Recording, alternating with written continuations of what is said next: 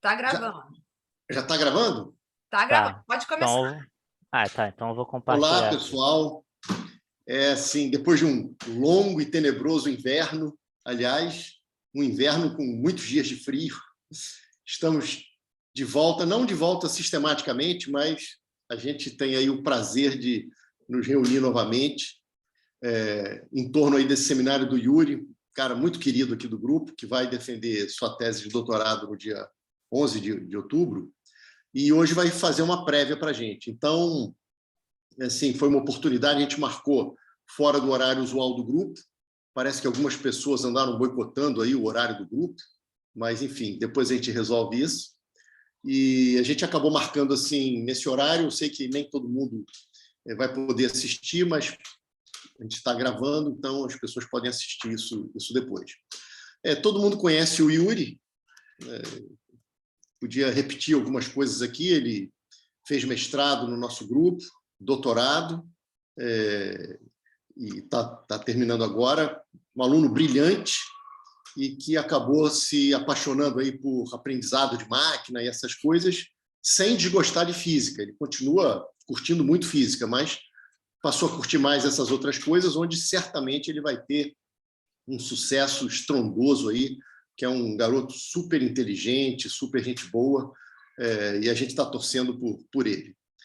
Quanto às conexões empáticas, eu poderia repetir algumas coisas aqui, mas o Yuri é um heavy metal, né? Bom, ele toca guitarra, mas ele também gosta de metal pesado. E aí, quando eu pedi para ele uma vez me mostrar uma música de metal pesado, porque eu disse que gostava de Jimi Hendrix, ele falou que isso era balada, quando ele me mostrou um metal pesado, quase tive pesadelo à noite, que era muito pesado mesmo. Além disso, ele, como eu falei, toca guitarra e acho que gosta desses jogos aí também, gosta de jogar, então quem quiser conversar com ele sobre essas coisas, fica aí à vontade. E é um flamenguista com alma de tricolor, porque ele dá presentes, os presentes que ele dá são almofadas tricolores e assim por diante. Bom, Yuri, é um prazer enorme estar aqui para assistir você, e como eu falei, você é um cara muito querido aqui por todos nós. Então, com a palavra, o Yuri vai falar um pouco sobre emissão espontânea de 2 fótons perto de nanoestruturas e também cálculos de força de Casimir em situações bastante exóticas e não triviais. Yuri, por favor, com a palavra. Tá? Beleza, depois dessa longa introdução aí, vou começar, valeu aí os comentários. E assim, tipo, é prévia, mas eu, tipo, qualquer coisa pode interromper, porque eu já fiz uma prévia, então não vou ficar aqui ultra ligado em, sabe, falar tudo de uma vez no tempo exato, tá tranquilo. E prazer também, porque agora tem rostos novos que eu não tenho tanto contato, né? Então, prazer aí. Bom, mas mesmo não tendo, tipo, tem que ser o tempo, vou ficar controlando o tempo, vou botar o cronômetro aqui, né? Porque nunca se sabe. Só para ficar de olho, né? Mas enfim, eu vou começar a falar, né? Então, enfim, isso daqui é o seminário que eu preparei aqui para minha defesa de tese, né? O título da tese é Interações Quânticas da Luz com Matérias e Materiais de Baixa Dimensionalidade, né? Aí eu fui orientado pelo Farina e pelo o Wilton, né? O ex-aluno aí do Farina. Eu tenho que falar o Wilton Kortkamp, porque ele reclamou que eu só falo o Wilton, mas do Farina eu falo Carlos Farina. Beleza. Peraí que deu algum chabu aqui. Não tá passando os slides. Clica no slide antes de mudar para... Peraí, vou compartilhar de novo.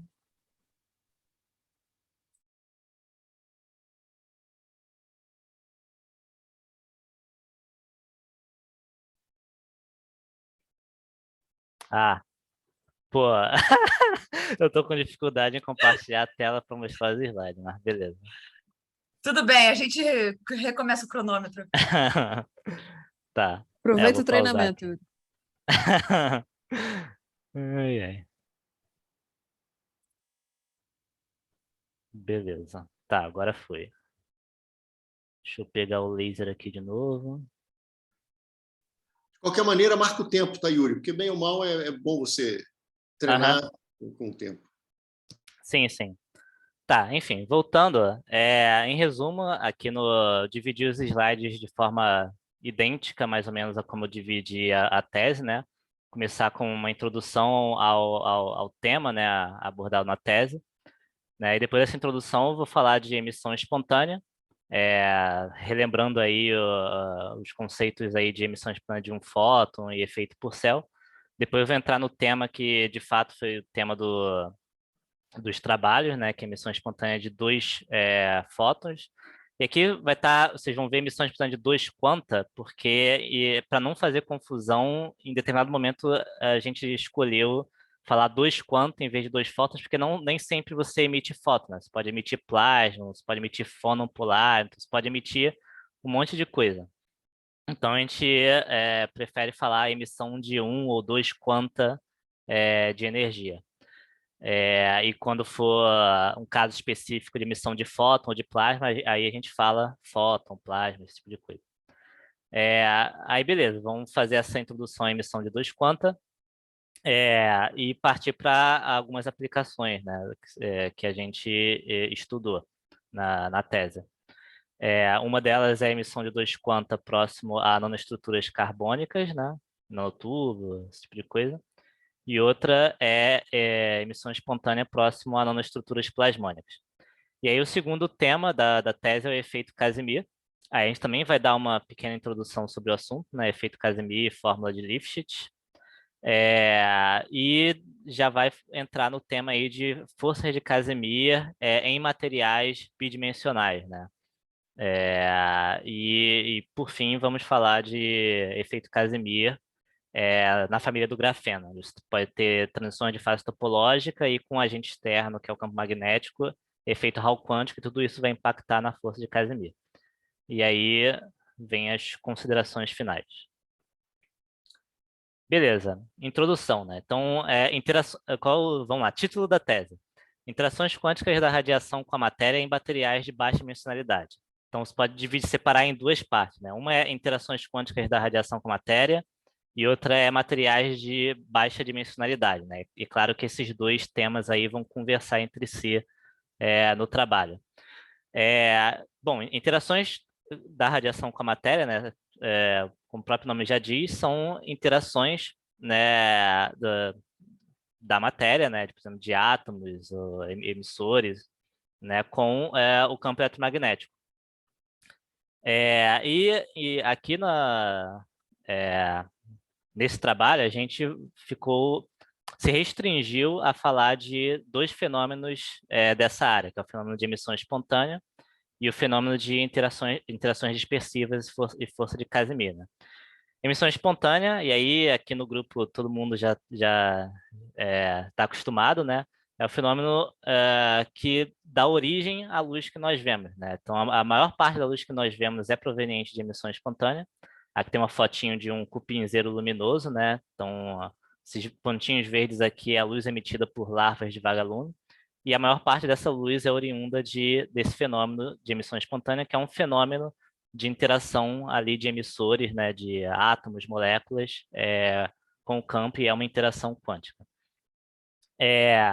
Eles têm as forças de London-Van der Waals, né, que são forças que têm origem ali em flutuações quânticas, sejam de cargas ou seja do próprio campo eletromagnético, né? E são essas forças que explicam a adesão de lagartixas à parede, né? A lagartixa consegue se pendurar na parede, no teto, sem cair. E a explicação disso está relacionada com esse fenômeno.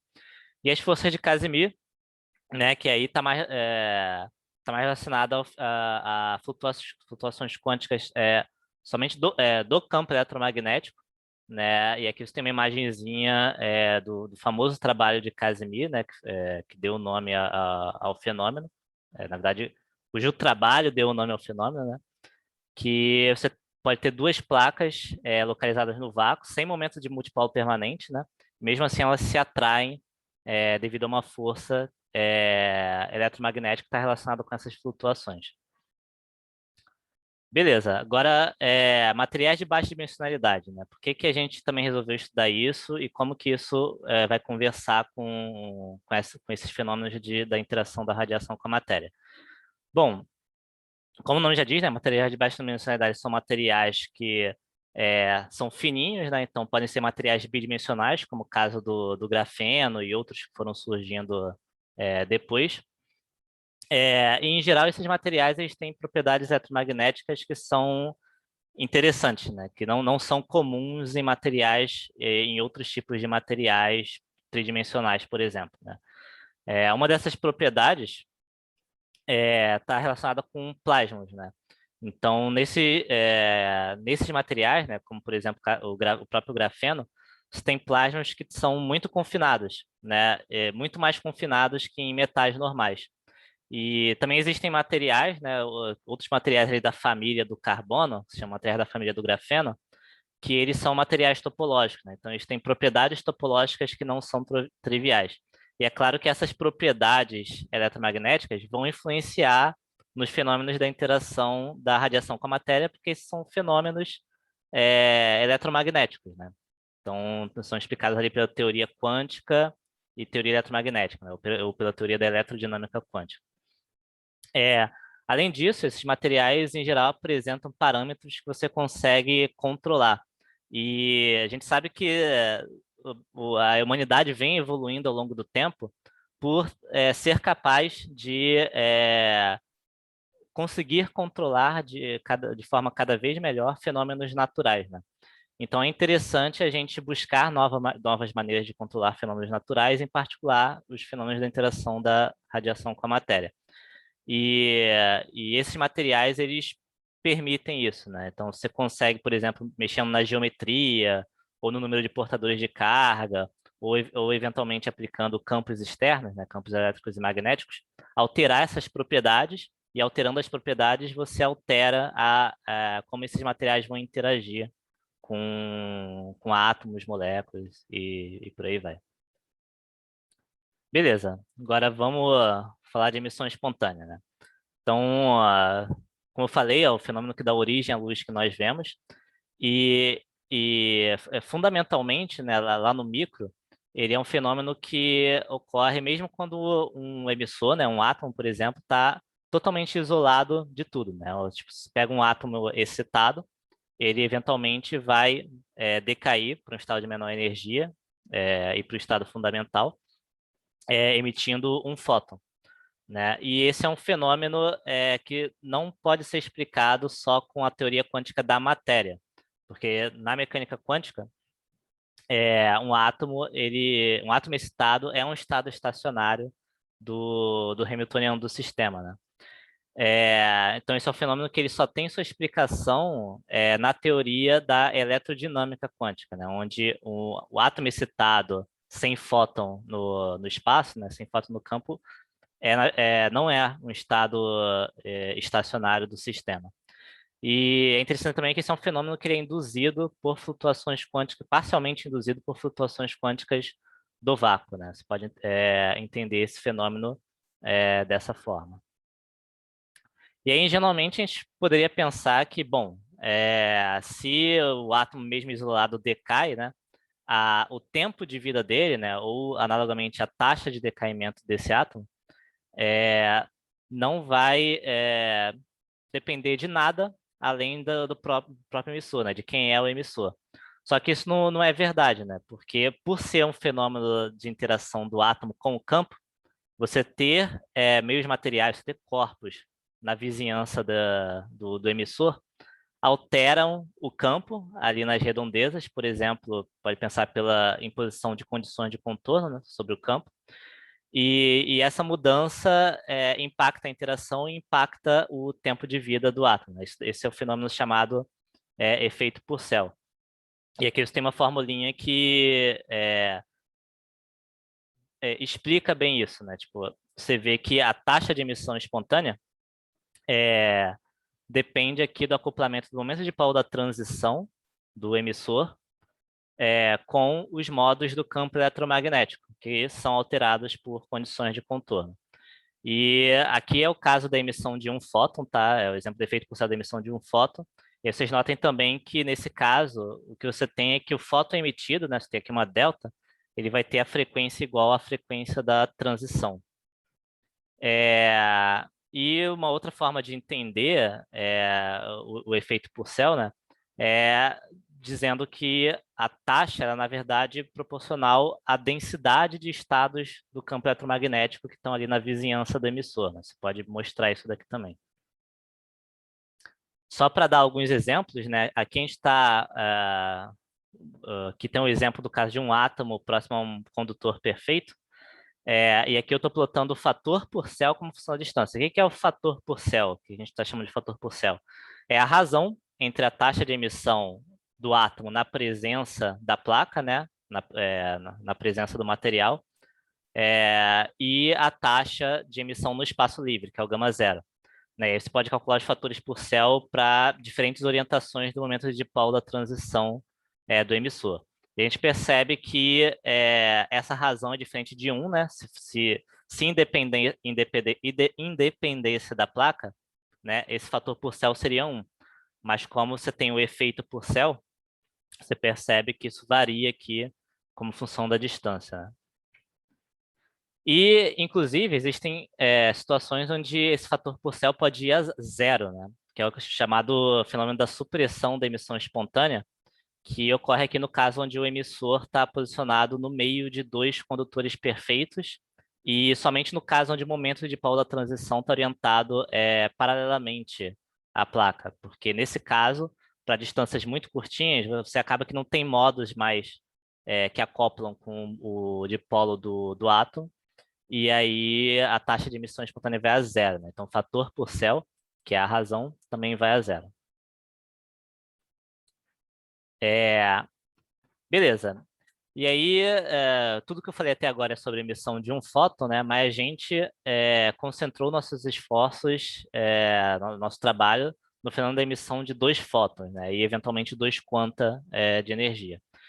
E aí, esse fenômeno ele também é um fenômeno de decaimento, né? Mesma coisa, só que ele é um fenômeno em segunda ordem de teoria da perturbação, né? E fenômeno que foi descrito pela primeira vez pela Maria Goppermeier, em 1971, né? Não só esse fenômeno, mas outros fenômenos de segunda ordem. E claro, por ser de segunda ordem, né, ele é um fenômeno muito mais improvável. Né? Átomos normalmente vão decair pela emissão espontânea de um fóton, porque o fenômeno de emissão espontânea de um fóton é um fenômeno de primeira ordem, teoria de perturbação. Ainda assim, esse é um fenômeno interessante, tem algumas propriedades diferentes, né? Por exemplo, aqui, no caso da emissão de dois fótons, você tem um espectro de emissão de banda larga, porque agora, por ter dois fótons, né, a lei de conservação de energia te impõe que a soma das energias dos dois fótons emitidos tem que ser igual à energia da transição. Então, você tem uma liberdade aí, onde os fótons emitidos podem ter frequência desde zero até a frequência da transição. E é um fenômeno que tem aí sua relevância histórica, porque é ele que explica o espectro o espectro observado de nebulosas planetárias. E aí você vai se perguntar, mas como? Seria um fenômeno muito mais improvável que o fenômeno de emissão de um fóton, né? Porque existem transições que não são possíveis o decaimento não é possível pela emissão de um fóton. É o caso aqui da transição 2s 1s em átomos de hidrogênio ou em íons de hélio, né? Que é justamente o que explica o espectro das nebulosas. Beleza, é interessante, mas ainda assim é um fenômeno pequenininho, improvável. Por que a gente quer ir além da emissão espontânea de um fóton, né? Que é o fenômeno mais comum, um fenômeno que explica a maior parte da luz que a gente vê? Bom, primeiro porque esse é um fenômeno que possivelmente pode ser uma fonte de fótons emaranhados, né? E você pode entender isso porque são dois fótons, né? E o estado final do sistema é essencialmente uma combinação desse tipo aqui, né? Então não é um estado separável, né? Isso aqui no espaço de frequências, né? Então, e a gente sabe que estados emaranhados são super importantes aí em informação quântica, computação quântica. Então isso aqui já é um baita motivo, né? Será que a gente não consegue utilizar esse fenômeno para gerar fótons emaranhados? E um outro motivo, quando a gente estava começando a estudar, a gente descobriu, né, trabalhos que mostravam que, apesar de ser um fenômeno de segunda ordem, em algumas situações, que não somente por conta de regras de seleção, né, como no caso da transição 2S1S, existem algumas situações onde esse fenômeno ele pode, inclusive, ser mais relevante que o processo de primeira ordem.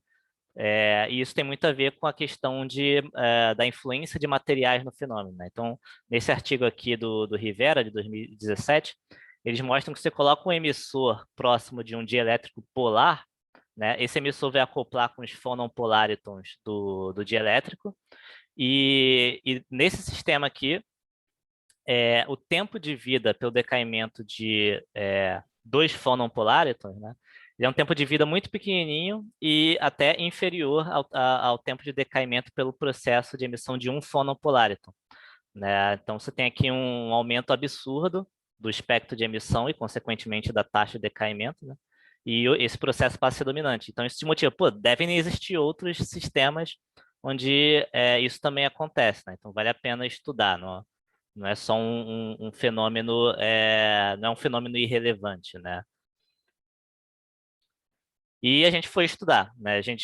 E eu gosto muito de dizer que a gente foi estudar e a gente começou do zero, porque vocês me conhecem e vocês sabem que eu não gosto de começar do meio, já pegar um monte de fórmula pronta e sair usando. Eu gosto de começar entendendo do zero, né? Então a gente começou calculando, tipo, formalismo, tentando entender o processo bem de primeiros princípios, né, que é ED. E a gente começou fazendo uma conta da taxa de emissão espontânea de 2 quanta, utilizando regra de olho de Fermi em segunda ordem. E a gente fez isso de diversas formas, né? A gente fez isso utilizando uma abordagem via modos do campo, né? E a gente chegou a deduzir uma expressão para a taxa de emissão espontânea de 2 quanta análoga à taxa em primeira ordem, né? Uma expressão via modos do campo. E também estudamos uma abordagem via função de Green.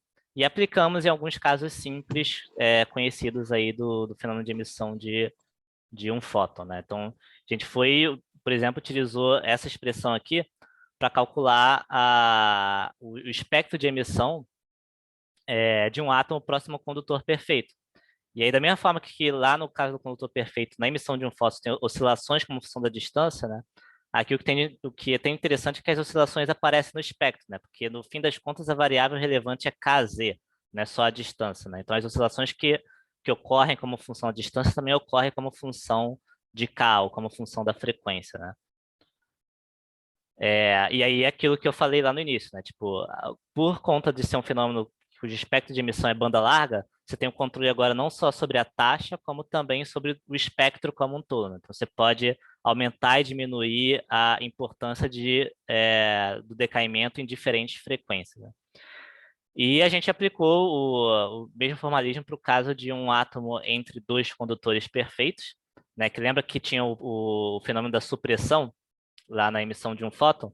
Aqui a gente mostrou que isso não tem como acontecer, essencialmente porque o fenômeno da supressão que ocorre na emissão de um fóton só ocorre quando o momento de dipolo da transição está orientado paralelamente à placa. Só que aqui isso não faz mais sentido, você não tem um momento de dipolo da transição acoplando com os modos. Porque você tem esse tensor aqui que a gente chamou de D, que é uma soma sobre todas as transições intermediárias, entre o estado inicial, o estado intermediário, o estado final. Então, não faz mais sentido essa coisa de orienta o momento de transição paralelamente às placas para suprimir, né? Então, aqui você não consegue suprimir o processo de emissão de 2 fótons nessa configuração. E um resultado particularmente importante que a gente utilizou para fazer todo o resto, todos os outros trabalhos a gente utilizou esse resultado aqui, uma fórmula para governar tudo, né? Tipo, que é uma fórmula que ajuda muito a interpretar o fenômeno. Essencialmente, ela te diz que a taxa de emissão é dada por uma integral de alguma coisa. Então, a integral do espectro. Isso está aqui dentro é a fórmula para o espectro de emissão, né? E aí, o espectro de emissão ele pode ser escrito como um produto do espectro de emissão no espaço livre, né, que a gente sabe calcular, vezes um fator aqui que tem também duas contribuições. Uma que está relacionada somente a propriedades intrínsecas do emissor, né? Esse tensor TAB está relacionado com aquele tensor D, que depende só de quem é o emissor. E aparece aqui os fatores por céu de um fóton, né? Então, olha que interessante, né? O processo de segunda ordem, que é o processo de emissão de dois quanta, ele é tal que o espectro depende dos fatores por céu de um fóton, né? E lembrando que os fatores por céu são justamente a razão entre a taxa de emissão de um fóton dividido pela taxa de emissão no espaço livre. E esses soma em A e B aqui é soma sobre orientações, tá? De momentos de polo. Essa fórmula não é super genérica, mas ela se aplica em diversos casos, né? Tem algumas considerações de simetria da função de Green que eu não vou entrar em tanto detalhe aqui. E aí a gente derivou ela, entendeu, interpretou e passou a usar. Aqui eu vou mostrar um exemplo que não é, tipo, já tem trabalho sobre emissão de dois plasmas, né, aqui no caso do grafeno, de um emissor próximo ao grafeno, mas vou mostrar aqui como exemplo de, primeiro, de aplicação da forma que eu mostrei anteriormente, e segundo, de por que considerar materiais plasmônicos, né? Então, aqui no caso do grafeno, a emissão de dois quantas se dá por meio da emissão de dois plasmas, né? Então, o canal mais relevante a isso é o canal plasmônico. E o grafeno é tal que, como eu falei, os plasmas são muito localizados, então o acoplamento com o emissor aumenta muito a taxa, né? E além disso, a gente sabe que mexer na energia de Fermi do grafeno mexe nas propriedades plasmônicas dele. Então, acaba que a taxa de emissão espontânea pode ser alterada mexendo na energia de Fermi. Então, aqui nesse gráfico, são os fatores por céu de um fóton, né? Uma configuração isotrópica.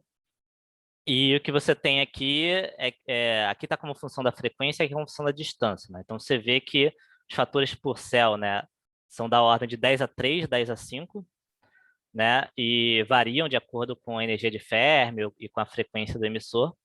E os plasmas, e o fator por céu também decai exponencialmente com a distância. Isso tem a ver com o fato dos plasmas serem em modos evanescentes, né? E aí, lembrando que o espectro de dois quanta é dado por um produto de fator por céu, o que a gente espera é que a gente, quando for olhar o espectro, a gente tenha meio que o quadrado, né, desses fatores por céu. E é exatamente isso que a gente tem, né? Aqui, para o caso de um emissor com uma transição uma frequência de transição de 166 mV, né, que está mais ou menos aqui nessa região inicial, o espectro de emissão aumenta por um fator em mais ou menos entre 10 a 7 e 10 a 11. Porque se você reparar aqui, é o quadrado, né? Que aqui o fator por céu está entre 10 a 3 e 10 a 5, 10 a 6, né? Então o espectro fica entre 10 a 7 e 10 a 11. Então, você vê como que aquela fórmula que a gente derivou ajuda a interpretar o fenômeno e a entender o que vai acontecer com o espectro de emissão, né? Aqui eu também vou chamar a atenção sobre a eficiência do processo. O que a gente chama de eficiência?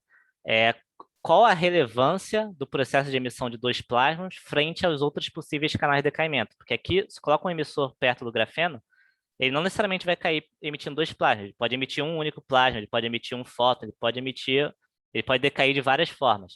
Então, o que a gente chama de QE, que é Quantum Efficiency, é a razão entre a taxa de emissão de dois plasmas e todo o resto, né? E aqui é 2%, o que pode parecer pouco, mas na verdade é muito, porque no espaço livre isso daqui é tipo 10 a menos 8, porque é um fenômeno de segunda ordem, né? Então, você vê que o material plasmônico aumenta muito a taxa de emissão em segunda ordem e torna o fenômeno mais competitivo com o processo de primeira ordem. Aí a gente, bom, aquilo ali foi um exemplo, né? Mas a gente foi estudar outros sistemas. Aqui é um trabalho, inclusive, com a Patrícia, que está aí, né? Que foi emissão espontânea de dois plasmas próximo a materiais de carbono unidimensionais, né? Então, a gente considerou aqui um emissor inicialmente próximo ao nanotubo de carbono. né? E aí, o que tem de interessante em considerar um nanotubo de carbono em vez de um grafeno contínuo? É porque aqui os plasmas vão se propagar em uma dimensão. E já foi mostrado num trabalho que você pode desacoplar esses plasmas, né, em um guia de onda, em fótons em ondas guiadas, né, em fótons que se propagam dentro de um guia de onda. E isso é super relevante porque nos trabalhos anteriores, né, o que você tem é que o teu emissor não decai emitindo fótons, então você aumenta muito a taxa de emissão de 2 plasmas. Então o emissor decai emitindo 2 plasmas, e esses plasmas vivem ali no grafeno, né, bidimensional, e é muito difícil você desacoplar esses plasmas em fótons, porque você tem uma liberdade ali muito grande, você não sabe para onde os plasmas estão indo. E aqui no caso do nanotubo, você sabe para onde os plasmas vão porque você está em uma dimensão. Então é muito mais simples desacoplar esses plasmas em fótons. E você também consegue atingir aqui taxas, né, de emissão da ordem de 10 a 12, 10 a 14 vezes mais do que no espaço livre, com uma eficiência similar à eficiência que você obtém no caso do grafeno. Tá? Beleza. Mas a gente não considerou só nanotubo de carbono. Por quê? Porque a gente queria ver como que esse processo variava conforme a gente mexia no raio. Só que para mexer no raio, a gente não pode mais considerar nanotubo de carbono tradicional, né, com vácuo dentro, porque não é estável.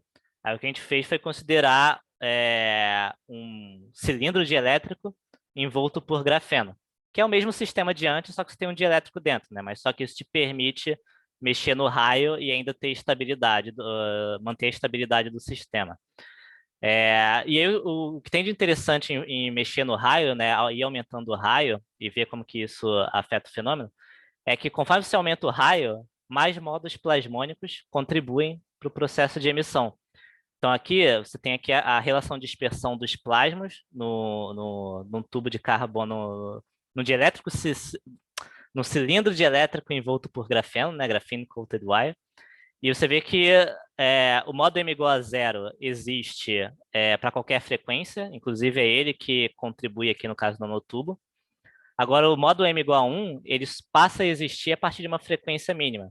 E essa frequência mínima de existência do modo plasmônico varia com a função do raio. Quanto maior o raio, menor a frequência mínima de excitação. Então, conforme você aumenta o raio, mais modos contribuem num certo intervalo de frequência. Né? E isso se reflete no espectro, porque aqui o que a gente tem é o espectro como função da frequência do raio, né?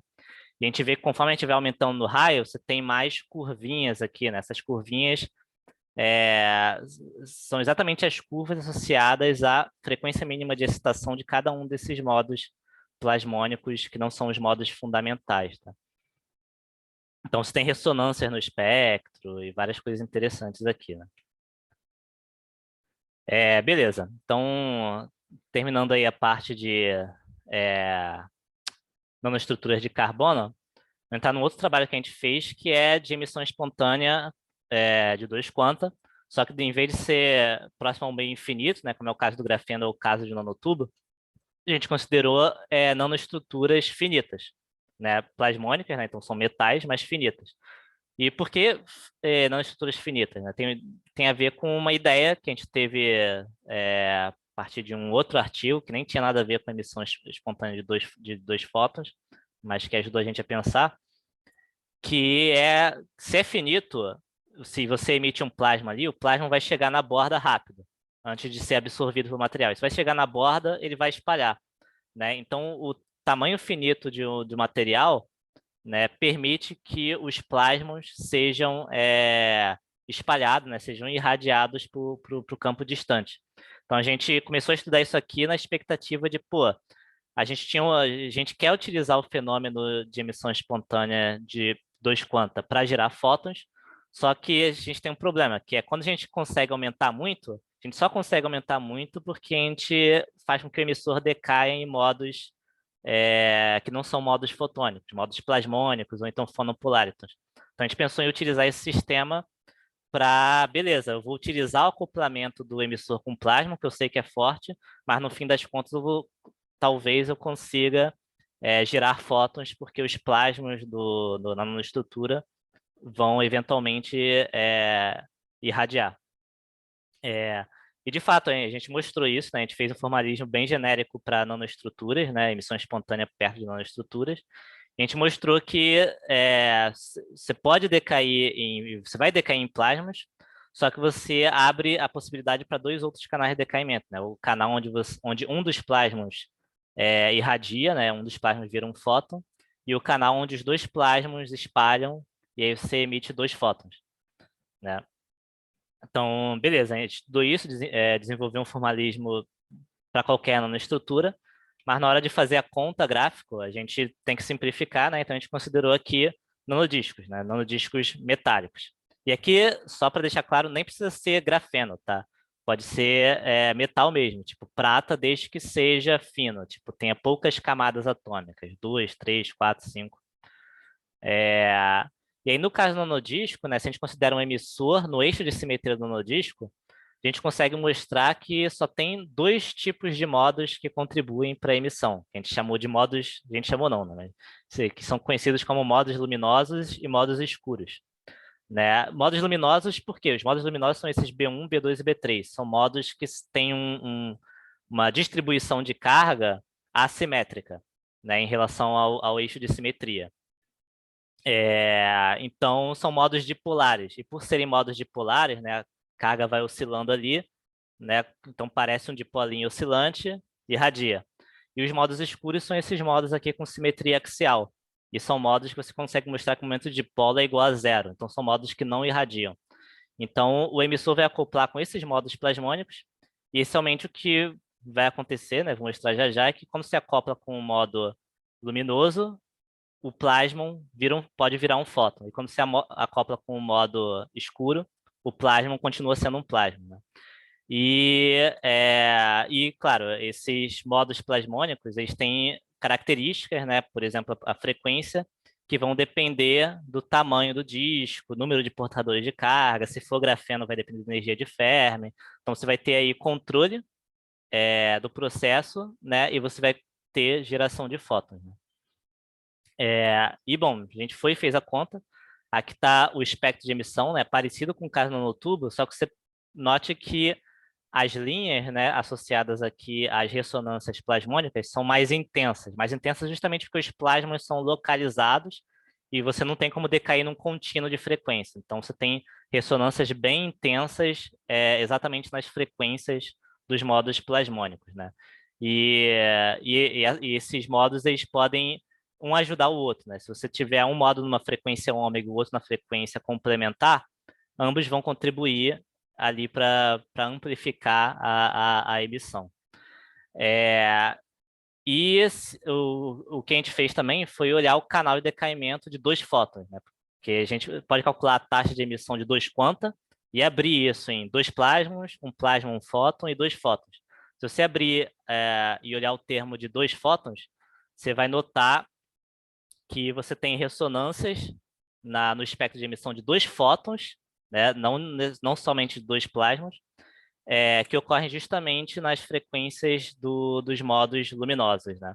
E que é máximo para o caso onde o primeiro modo luminoso está exatamente no meio do espectro, que é esse caso aqui.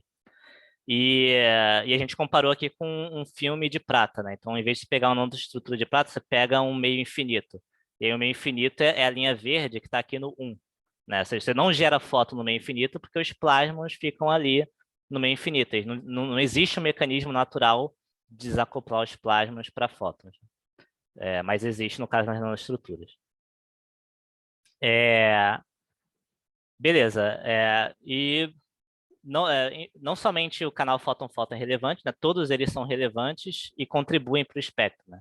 Então, a gente tem geração de pares de fótons emaranhados e geração de pares de fóton-plasma. Né? Então, você tem um fóton emaranhado com plasma. Isso tem o canal plasmon-plasmon também, claro. E notem aqui que no caso do canal fóton-fóton, só tem ressonância para modo luminoso, né? Nos outros tem ressonância em todos os modos plasmônicos.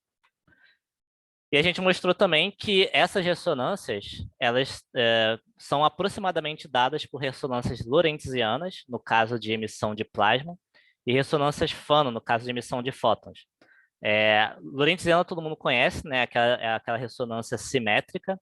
Agora, a ressonância Fano é uma ressonância que ela é assimétrica, né? É uma ressonância conhecida da literatura, e essa é uma ressonância que aqui nesse sistema ocorre no canal de emissão fóton-fóton, e tem a ver com fenômeno de interferência, porque tem duas maneiras de você emitir um fóton, né? Você pode emitir um fóton diretamente, ou você pode decair num plasma e esse plasma gerar um fóton, né? Então você tem interferência aí entre duas ondas, e é isso que gera esse padrão assimétrico aqui da ressonância.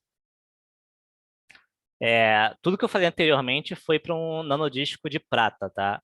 Mas a gente estudou também o fenômeno para o caso do nanodisco de grafeno, que aí, como eu falei, você pode mexer, né, nessas ressonâncias, mexendo na energia de Fermi, né?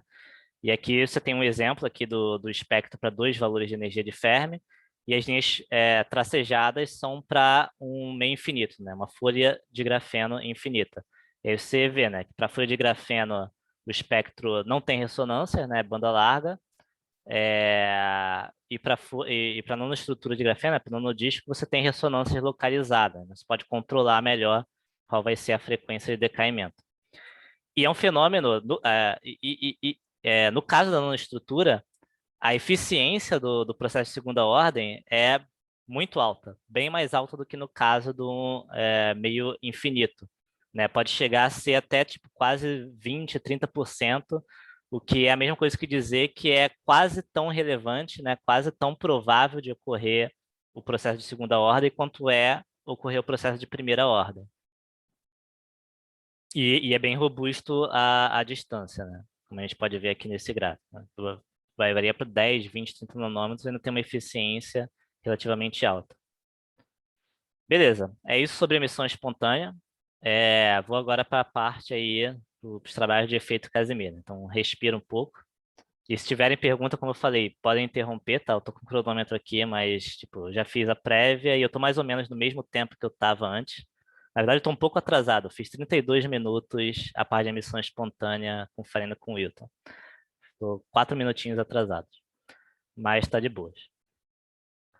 Tá, vamos lá. Efeito Casimir.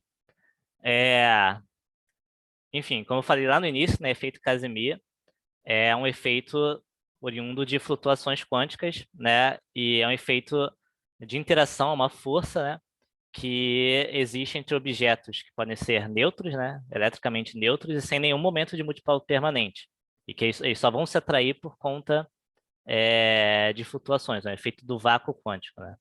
E o nome do efeito se deu por causa de um trabalho de Casimir, onde ele meio que inaugurou um método para calcular esse tipo de interação, que é o seguinte, né? Ele fez para o caso de dois condutores perfeitos, e a ideia é, vou calcular a energia de interação pegando a energia de ponto zero, né? A energia do campo eletromagnético no vácuo. Eu pego a energia de ponto zero e subtraio a energia de ponto zero na ausência das placas, né? Então, a energia de ponto zero a gente sabe que dá infinito, mas eu vou dizer vou dizer e vou mostrar que é verdade que o fato de eu trazer dois objetos, né, altera a energia de ponto zero do campo eletromagnético. E claro que para fazer isso, infinito menos infinito não está definido, né? Então você tem um processo de regularização aí no meio. Mas o Casimir fez essa conta e mostrou que a energia é dada pelo limite desse parâmetro de regularização indo para zero, né? E é dada pelo inverso da distância ao cubo, né? Que é dizer que a força é atrativa, aqui no caso, e vai com o inverso da distância elevado à quarta, né? Então aqui isso tem a força de Casimir, a energia de Casimir entre dois condutores perfeitos. Mas a gente o mundo não se resume a condutores perfeitos, né? E aí mais para frente, o Lifshitz deduziu uma expressão que foi conhecida como a fórmula de Lifshitz para calcular essa mesma energia de Casimir, só que não somente entre dois condutores perfeitos, entre quaisquer dois materiais reais, desde que seja a geometria plana, né? Então, você tem um plano de determinado material, um outro plano de um outro material, e aí você tem uma expressão que te diz qual é a energia por unidade de área. Eu esqueci de mencionar aqui, eu acho até que é melhor escrever depois. A energia por unidade de área é energia de Casimir por unidade de área, né? E a forma de Lifshitz diz que essa energia ela é KBT, então a forma de Lifshitz leva em conta a temperatura, tá? Soma sobre N, né? N é uma soma sobre as frequências de Matsubara, que são dadas por essa expressão aqui, também depende da temperatura, e uma integral, né? E aí os materiais, eles estão codificados aqui nas matrizes de reflexão, né? As matrizes de reflexão vão depender, por exemplo, da condutividade dos materiais, que também vão depender da frequência, né? Então, dado um par de materiais, né, a energia de interação entre eles vai ser diferente. E tem aqui um termo que é exponencial. É uma exponencial que decai com a distância e com a frequência, essencialmente, né? E aí, bom, essa é uma forma que depende da temperatura, mas a gente também tem como calcular o limite de temperatura zero. Inclusive, é o que a gente faz na maior parte do tempo no nosso trabalho, tá? Que você tem que ir para o limite de temperatura zero, transformando essa soma aqui numa integral sobre frequências, né? E, enfim, tem vários limites aqui, várias coisas que podem ser discutidas, né? Tipo, uma é o regime retardado, né? O regime de longa distância da força de Casimir é quando o D é muito grande. Quando o D é muito grande, esse termo aqui é muito pequenininho, e o termo mais relevante dessa soma, ou da integral, é o termo de frequência zero, né? Então, o regime de longas distâncias, ele pode ser calculado a partir do termo de frequência zero, né? Tomando a frequência para zero. E claro que a gente usa isso mais para frente também.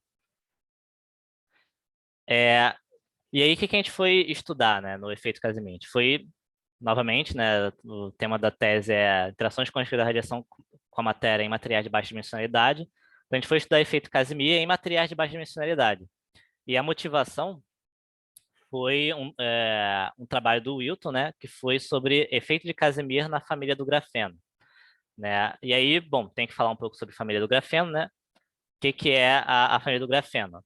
São também materiais bidimensionais, com a mesma estrutura de redes do grafeno, né, que é uma estrutura tipo favo de mel, e só que os átomos, os constituintes ali, não são carbonos, são os outros elementos da coluna ali da tabela periódica do carbono, né? Então, você tem silício, então você tem siliceno, estaneno, germaneno, né? São outros materiais são os materiais da família do grafeno.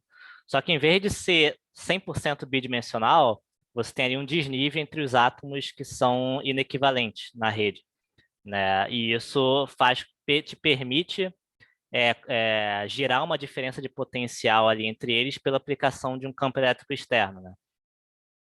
Além disso, esses são materiais que são isolantes topológicos, né? Isso tem a ver com o acoplamento spin-órbita desses materiais ser muito mais relevante que no caso do grafeno. E o acoplamento spin-órbita, o efeito disso é a abertura de um gap, né? Então, a estrutura de bandas do grafeno é cônica e os cones, né, da banda de valência da banda de condução, eles se tocam aqui em energia zero. No caso dos outros materiais, né, da família do grafeno, você abre um gap intrínseco devido ao acoplamento spin-órbita. E esse gap, ele pode ser controlado, como eu falei, por um campo elétrico externo, por conta do desnível entre os átomos, né, os dois átomos inequivalentes, e também por um laser circularmente polarizado. E aí o que acontece é o seguinte, eles são isolantes topológicos por conta desse gap aqui, então passam a ser isolantes. Só que você tem várias fases topológicas que você pode alcançar mexendo nesses agentes externos. Por quê? Porque você mexe no agente externo, você consegue fechar e abrir o gap, fechar e abrir o gap.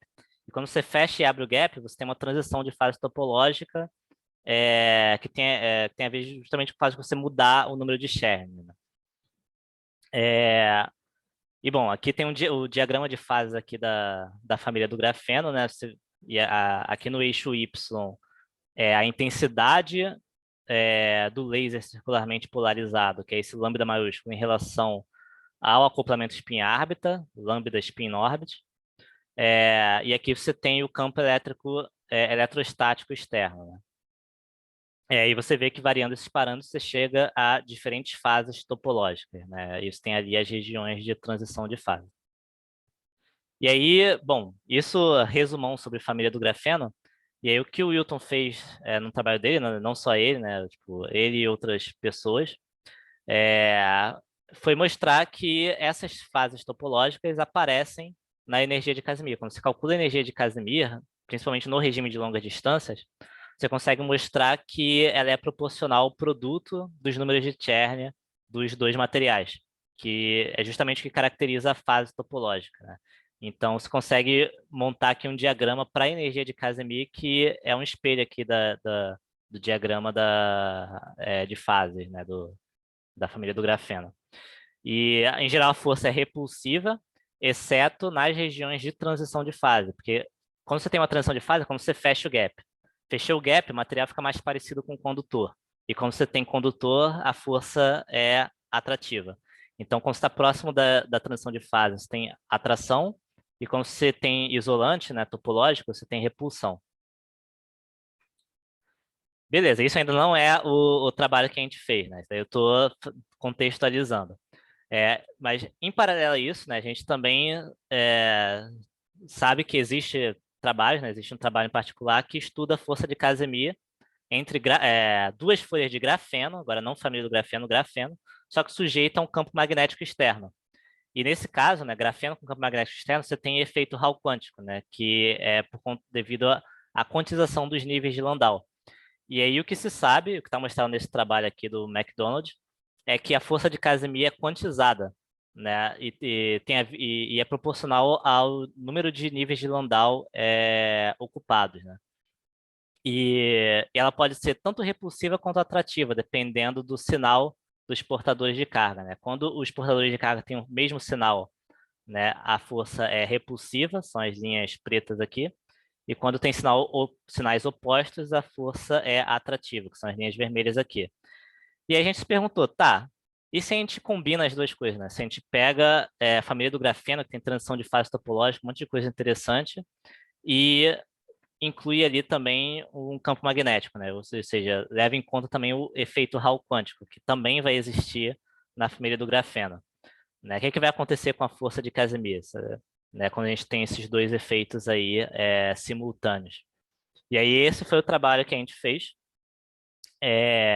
que foi a influência de transições de fase topológica e efeito Hall quântico na força de Casimir, né? E aí o que a gente mostrou é que, de novo, a energia de Casimir é proporcional ao produto dos números de Chern, só que agora a gente consegue escrever esses números de Chern como sendo uma contribuição que a gente chamou de fotoinduzida, que tem a ver só com os agentes campo elétrico externo, spin-órbita, é uma contribuição que ela existe na ausência do campo magnético, e você tem uma contribuição do efeito Hall quântico, que é esse número de Chern aqui, quantum Hall, que vai ter a ver com quantos níveis de Landau estão ocupados ali em cada um dos materiais. E, novamente, o diagrama de fase aparece, né, na energia de Casimir, né, o mesmo diagrama de fase da família do grafeno aparece aqui. Aqui B é um termo que depende do campo magnético, tá? E aí, o que a gente mostrou aqui de interessante? É que aqui é um diagrama muito parecido com o diagrama na ausência do campo magnético, que por si só já é curioso, né? Porque mesmo com o campo magnético, aqui o potencial químico é zero, né? Se você não ocupa nenhum nível de Landau, o diagrama de fases é idêntico ao diagrama na ausência do campo, né? Isso já é um resultado interessante. Mas além disso, o que a gente mostrou é que a gente obtém um diagrama muito parecido se a gente troca o laser pelo potencial químico, né? Aqui é o diagrama para potencial químico igual a zero. Se a gente pega o laser circularmente polarizado e desliga ele e olha o diagrama potencial químico contra campo elétrico externo, pelo menos nessa região aqui, que é a região onde o potencial químico é inferior a esse fator aqui, o diagrama é idêntico ao diagrama de cima. Por quê? Porque essa é a região onde nenhum nível de Landau está ocupado. Então, é a região onde só as transições de fase topológicas estão influenciando na força de Casimir. Quando você começa a ocupar níveis de Landau, você começa a ter essas regiões aqui hiperbólicas, né? Que tem a ver justamente com o efeito Hall quântico. Então, você tem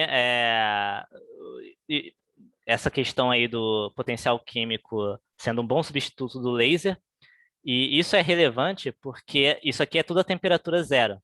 E laser é onda eletromagnética, tem energia. Energia esquenta o material.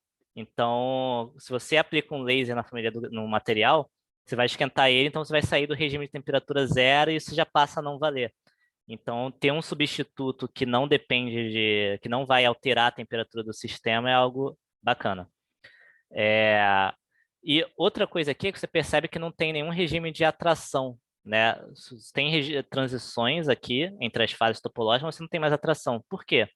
Lembra que eu falei que a atração tinha a ver com fechar o gap? Porque o material fica mais parecido com o condutor, né? Fica mais parecido com grafeno. Quando você tem quantização dos níveis de energia, você não tem mais como fechar gap. Você sempre tem um gap, porque os níveis são quantizados. Então, você não tem mais atração, só tem repulsão aqui.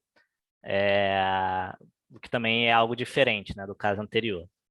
No entanto, você consegue obter atração, né, fazendo algo análogo com o que o McDonald fez no trabalho lá de força entre duas folhas de grafeno, trocando o sinal dos portadores de carga, que é a mesma coisa que trocar o sinal do potencial químico de um dos materiais, né? Então, aqui eu fixei cada uma dessas curvas aqui, o potencial químico de um dos materiais está fixo e o potencial químico do outro está variando. E você percebe que quando o sinal é contrário, né, a força é atrativa, e quando o sinal é o mesmo, a força é repulsiva. Aqui eu esqueci de mencionar que aqui não é força, né, é energia dividida pela energia entre duas folhas de grafeno. Só que a gente dá para mostrar que essa razão aqui é a mesma coisa que a razão entre as forças, né? Então, quando é positivo é atração e quando é negativo é repulsão. E aí, a gente também a gente fez várias coisas no regime de temperatura zero, só que a gente foi dar uma olhadinha ali, pô, e se eu boto temperatura, né? Porque isso também estava no trabalho do Wilton sem campo magnético. E aí a gente descobriu algumas coisas curiosas, né, quando a gente inclui temperatura. Uma delas, que não é tão curiosa assim, que é se você considera um modelo com dissipação, que é um modelo de dissipação, você vai considerar que os dois materiais têm dissipação, que eles não são perfeitos, né? Então você considera ali um fator gama de dissipação na condutividade dos materiais. Se você considera isso, para temperaturas muito pequenas, né, que eu escolhi uma temperatura da ordem de 10 a menos 3, que para o plumbeno é tipo 2 Kelvin e para o siliceno é 50 milikelvin, e o resto está entre esses dois, tá? Então, para temperaturas bem baixas, a repulsão acaba, né? Você, tipo, todo o papo ali de fase topológica na força de Casimir, repulsão, mudar de repulsão para atração, acabou.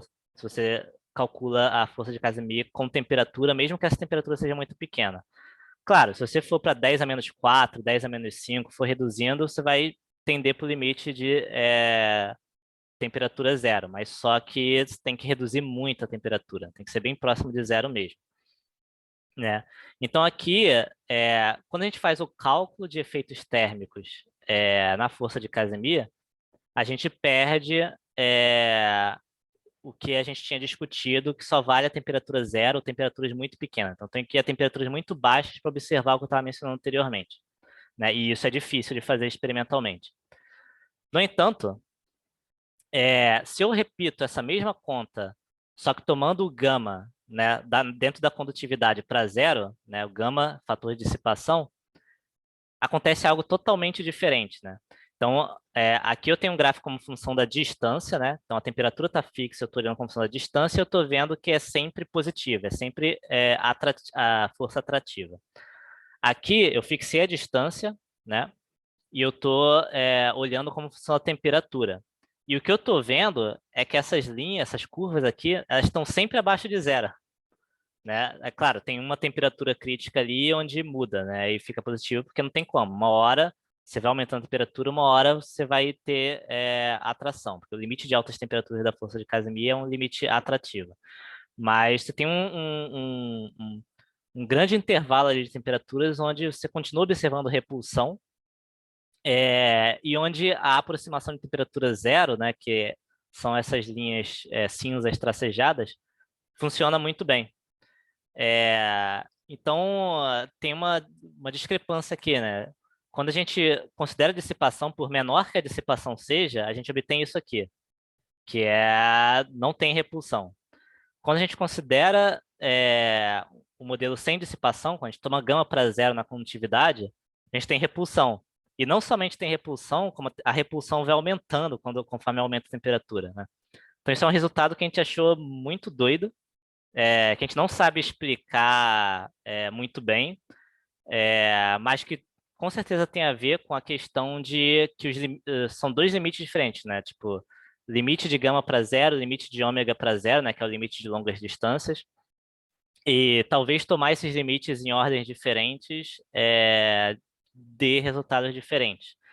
E a gente pensou que isso pode estar relacionado com uma outra discussão, que não ocorre em isolantes topológicos, né? Ocorre em metais, que é a discussão entre modelo de Drude e modelo de plasma. Porque o modelo de Drude é justamente um modelo para metal, incluindo dissipação. E o modelo de plasma é um modelo para metal excluindo dissipação, né? Tomando gama para zero. E a gente sabe que tem uma grande discussão aí, né? Alunos do Paulo Américo sabem disso, entre discrepâncias das previsões para a força de Casimir no modelo entre metais, né? Considerando o modelo de Drude e o modelo de plasma. Então, aqui é outro contexto, né? Isolantes topológicos, família do grafeno, mas parece acontecer algo similar, né? Nesse sistema. Tipo, são dois modelos dando resultados completamente diferentes. E, só para enfatizar, isso daqui só acontece no caso com campo magnético. No caso que foi estudado anteriormente, sem campo magnético, você não tem essa discrepância. Colocar a temperatura mata a repulsão e acabou. Você tem que ir para temperaturas muito pequenininhas, né? Era um problema do trabalho anterior. E aqui você tem isso. Beleza, é isso.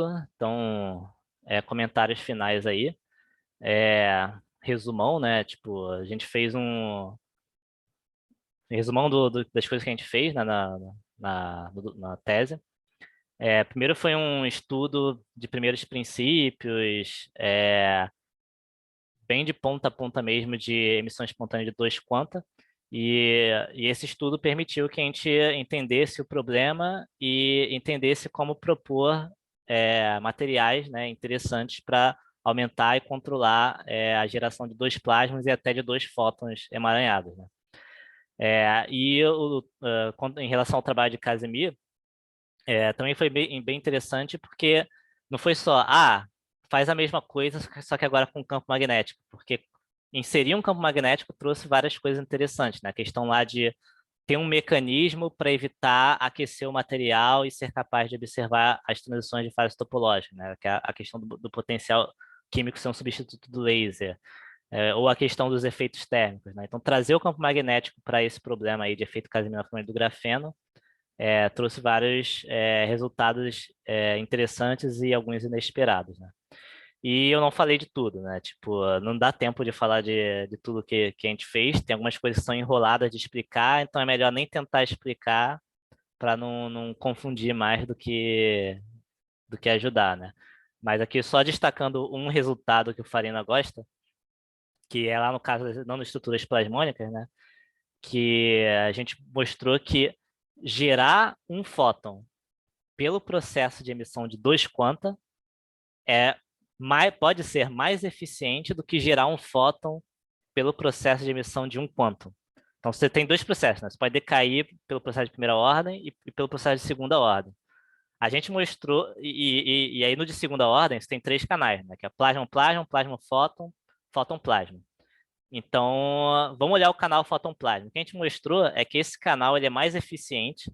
Tipo, você tem mais chance de gerar um fóton decaindo emitindo 2 quanta do que gerar um fóton emitindo 1 quantum de energia, né? O que é meio contraintuitivo. Tipo, o processo de segunda ordem faz com que seja mais fácil, mais eficiente gerar um fóton do que o processo de primeira ordem. Mas isso aí a gente não trouxe aqui nos slides, né? Mas, enfim, os trabalhos que eu mostrei aqui, tipo, não tem nenhum em andamento mais, né? Até porque, como a Florina falou, fui atraído aí por outras coisinhas. Mas vocês podem dar uma olhada e depois eu compartilho os slides com vocês, com os links que eu não coloquei ainda, né? Eu vou terminar amanhã. E aí, qualquer coisa, vocês podem dar uma olhada nas publicações. Coloquei até com o Lucas, né? Que eu falei, enfim, que eu não trouxe na tese, né? Eu trabalho lá com cordas cósmicas. E dá para imaginar várias perspectivas, né? Várias coisas a se fazer além desse trabalho, né? Uma delas é olhar, voltar lá no caso da estrutura, só que botar o B e ver o que acontece, né? Já que no efeito Casimir aconteceu um monte de coisa estranha, vamos ver se acontece aí na emissão espontânea também. Mais trabalhos em transições de alta ordem, né? Tipo, porque o que acontece? A gente agora gosta de dizer que a gente estudou emissão espontânea de 2 quanta, mas não é só porque é só emissão espontânea de 2 quanta. Você pode, que é interessante, né? Qualquer processo que antes ninguém olhava porque era muito improvável, agora você pode se perguntar, pô, será que tem algum material que faz com que esse processo, que nunca aconteça com uma maior probabilidade? E já tem alguns trabalhos sobre isso, né? Tipo, pega uma nanoestrutura e olha a emissão de quadrupolo e mostra que a emissão de quadrupolo compete com a emissão de dipolo. Já tem alguns trabalhos sobre isso, né? Então, esse conjunto de ideias aí de emissão de 2 quantos, você pode pensar como um conjunto de ideias para alavancar processos, transições em ordem mais alta, seja em teoria de perturbação ou na expansão de multipolos, né, para os emissores. Emissão espontânea próxima à família do grafeno. Por quê? Porque tá só pegando os 2 trabalhos e combinando, né? Mas só que aqui, com certeza, vai ser interessante, né? Lembra quem viu o trabalho da Dani, né? Que tem, quando tem transição de fases, tem um pico na emissão espontânea. Assim, com certeza isso daqui também ocorre na emissão espontânea, na família do grafeno, porque transição de fase na família do grafeno, o material vira condutor, fica parecido com condutor, né? Porque fecha o gap. E a gente sabe que átomo perto de condutor, a emissão espontânea aumenta pra caramba, né? Então, isso aqui com certeza dá um bom trabalho, só que o Wilton me falou que já fez isso aqui, só que ele não publicou. Então, se alguém quiser fazer, é meio que um trabalho de graça, porque já está feito e o Wilton disse que só não publicou porque ele não teve tempo, mas ele já fez e ele falou que dá pico na emissão espontânea perto da transição de fase na família do grafeno mesmo. E entender melhor a questão lá dos efeitos térmicos na família do grafeno. Também, que a gente não foi muito a fundo, né, naquela discussão ali. Seria interessante. E o Paulo está na minha banca, né? Eu coloquei isso como perspectivas porque ele deve ter bastante a falar sobre isso, né? Imagino eu. E é isso aí. Bom, galera, vamos abrir os microfones aí e bater palmas aí para o nosso grande Yuri. Valeu. Ô, Yuri, excelente, excelente. Nossa, dá vontade de perguntar se você está aceitando aluno aí para orientar. Eu quero me orientar com você. Cada vez que eu... E a Dani entrou. Eu mencionei ela, tipo, porque eu lembrava que eu não lembrava dela ter entrado. Eu entrei no meio, assim, desculpa o atraso. Eu me confundi aqui. Eu fico impressionado, cara, assim, com a quantidade de resultado. E são contas complicadas, cara. Quem já trabalhou com isso aí, Patrícia, Dani, Tarek, sabem que essas contas são pesadas. E você tem resultados muito, muito interessantes. E você atacou 2 problemas diferentes, né? Um que tem a ver com emissão espontânea e tem esses resultados todos interessantes, né? Essas nanoestruturas, né? Finitas ali e tal. que podem espalhar lá o plasma e converter em fóton, propagante. É um troço muito, muito interessante. Bom, eu vou abrir aí para as perguntas. Eu acho que o Tarek está aí ainda? Tá. Eu acho que o Tarek queria fazer pergunta, ele tinha posto lá no chat. E quem quiser também vai levantando a mãozinha aí. Tarek, pode falar então, por favor. São duas perguntas, na verdade. Bom, parabéns, né? A sua tese está claramente muito boa.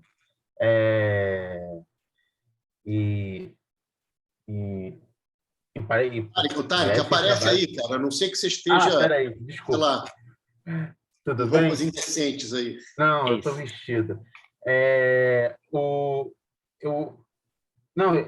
Bom, indo direto às perguntas, a tese está muito boa, claramente, e fez trabalho de altíssima qualidade. Eu queria fazer duas perguntas, na verdade. As duas sobre a parte de emissão espontânea, né? Já pensando em outras coisas, né? Primeiro, a parte do nanotubo. Lá. O que você precisa para calcular a emissão espontânea de forma geral? Que nem o efeito Casimir, são os coeficientes de Fresnel? Eu não sei falar Fresnel. Peraí, deixa eu botar lá. De uma superfície. Sim, só que nem sempre faz sentido. No caso, nas estruturas, não faz muito sentido falar em coeficiente de Fresnel, né? Mas Sim, aqui nesse então, caso, sim. Como é que você modelou esse nanotubo, por exemplo? Foi de uma forma que só vale para raios que não são muito pequenininhos, que é você considerar que a condutividade é a mesma do grafeno, só que agora você está na geometria cilíndrica. Entendi. Não. E além disso, dessa consideração... Ok, tá, já entendi. É porque tem dois tipos de nanotubos, né?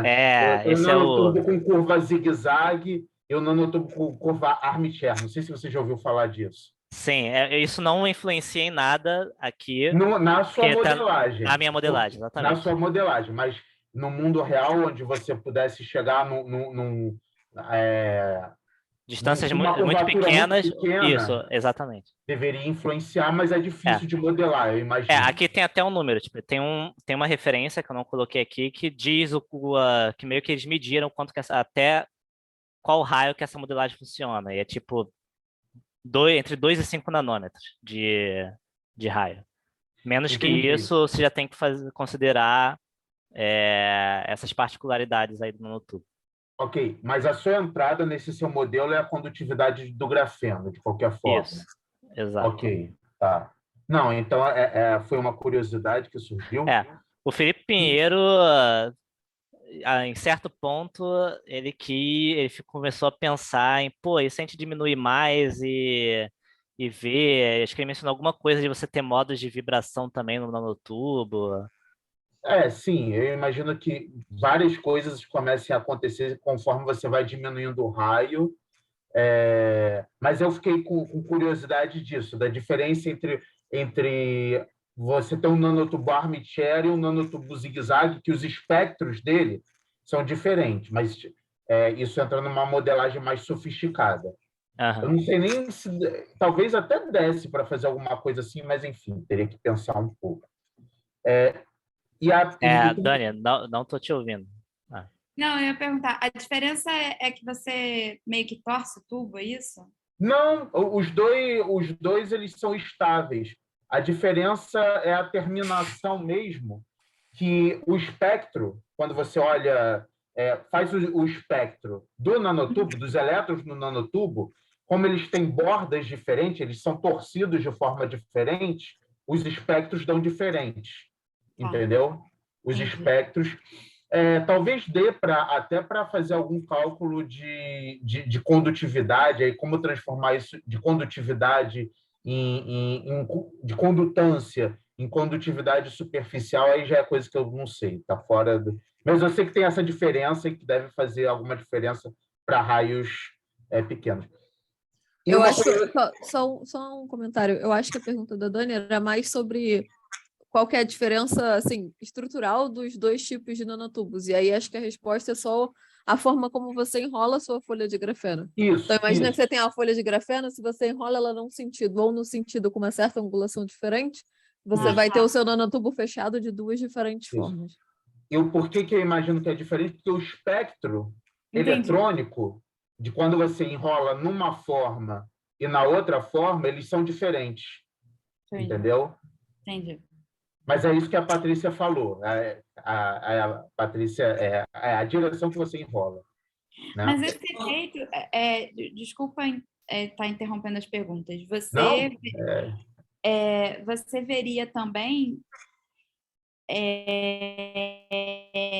numa folha, se você tivesse numa folha plana também, né? Porque se você estiver muito perto, você imagina que você enxergaria se a folha está assim ou se ela está mais fazendo um ângulo, ou não. Então, isso tem a ver com a minha segunda pergunta, que é a anisotropia, né? Você está dizendo de ter direções preferenciais dentro da folha, né? Porque o grafeno é um honeycomb e, no fundo, todos os cálculos do Yuri, você assume que a condutividade XX e na direção Y ela é igual, né? E isso é uma particularidade do grafeno do cone de Dirac, porque, na verdade, o cone, apesar do grafeno ser honeycomb, a low energy dele ocorre nos cones de Dirac, que é circular, entendeu? Então, para fins eletrônicos, o grafeno, para baixas energias, ele é circular. Mas, enfim, respondendo à pergunta, não, para o grafeno, essa questão, para a folha infinita, ela não deveria acontecer. Só quando você enrola mesmo, que você está gerando uma anisotropia, dependendo da direção que você enrola. Entendi. Entendeu? Posso pegar carona aí nessa conversa? O lance é o seguinte: vocês já viram os cálculos tipo QED para a condutividade do grafeno, que o pessoal calcula o tensor de polarização via QED? Sim. Eu nunca fiz essa conta, mas tem uma galera que faz. O Mostepanenko fica fazendo... tem alguns artigos que ele faz isso, né? Isso, e tem um cara até gente boa que a gente conhece lá da UFABC, o Ignat Fiakovsky, sei lá qual é o nome dele. Ele andou fazendo esse tipo de conta. Eu acho até que tem um pouco do que a Dani fez com o Aragão lá, de calcular tensor de polarização, não sei o quê, só que não foi para grafeno. Mas tem gente que faz isso para o grafeno. Só que nesse cálculo ninguém põe condição de contorno nenhuma. Eu fiquei me perguntando uma vez se você impuser uma condição de contorno periódico ou antiperiódica numa das direções, se isso estaria sendo uma maneira de descrever melhor, via QED, a condutividade de um nanotubo. Faz sentido o que eu falei? Eu não sei, porque eu não entendo esses cálculos que eles fazem. Eu já vi, mas eu não sou teórico de campos, então eu não consigo nem ler os artigos dele direito, porque é muita conta muito complicada. Eu realmente não sei. Mas eu sei que disso que a Patrícia falou, dependendo da direção que você enrola o grafeno. Agora, como incluir isso num cálculo de forma assim, analítica, eu acho que não... Dani, você... Não, então, eu estou pensando nisso. Me parece que o que você falou faz algum sentido, eu não sei exatamente, porque eu nunca vi isso calculado para o grafeno. Seria a versão QED para nanotubo, em vez da... Pois mas a questão é que, cara, colocar a condição de contorno naquilo é um... Eu não sei não, Dani, porque tornar periódico antiperiódico, a parte da conta braba já está ali, é só trocar uma integral por uma soma, sabe? Mas não é exatamente assim que acontece nessa diferença aritmética, não. Porque tem que tomar cuidado para você não estar mexendo na dimensionalidade, né? Acho que tem uma questão aí, não sei... com esse negócio de trocar soma integral por soma, né, Farina? É isso que eu estou pensando. Mas só uma coisa assim, levantei a bola... Não, é interessante o que você falou. É interessante o que você falou, eu fiquei curiosa para olhar, mas eu teria que olhar. Eu não sei. Maravilha. Eu acho Segue que aí, Tarek, com as perguntas. Eu só Não, eu acho que eu não se queria esquecer. bobear, não, se bobear é possível fazer esse cálculo de uma modelagem melhor para essa condutividade do nanotubo de forma semi-analítica, sim. Semi-analítica, eu digo sem entrar em cálculo computacional pesado de DFT, essas coisas. Pegando um modelinho, mas eu acho que teria que pensar um pouco, entendeu? Mas eu acho que deve ser possível, sim. Porque, bom, enfim, eu também não entendo tanto de nanotubo assim. Mas uma pergunta, já que já é uma coisa que eu entendo mais. Lá, quando você estava falando de emissão espontânea, você mostrou que tem um negócio do fator pulsar.